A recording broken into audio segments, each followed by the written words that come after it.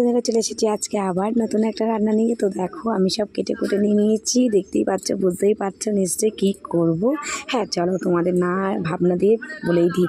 হ্যাঁ আজকে আমাদের বাড়িতে হবে হচ্ছে ফ্রাইড রাইস ও রাইস। আর্ধেক ভাত হয়ে গেছে, মাংসটাও মাখিয়ে রেখে দিয়েছি, আলু ভাজা হয়ে গেছে, মশলাটা কষা হচ্ছে। আজকে রান্নাটা কিন্তু করবে পুরোপুরি বিয়াই আর হচ্ছে আমার মাইমা, মানে আমার ভাইয়ের শ্বশুর শাশুড়ি, আর হচ্ছে আমার বেশারা।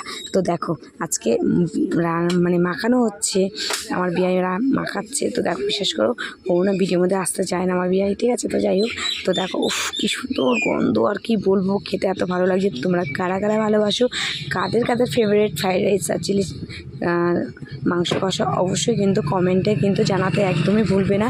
আর ভিডিওটা ভালো লাগলে অবশ্যই লাইক কমেন্ট সাবস্ক্রাইব করতে কিন্তু একদমই ভুলবে না। তাহলে তোমাদের সাথে নিত্য নতুন ভিডিও তোমাদের সাথে আরও শেয়ার করবো।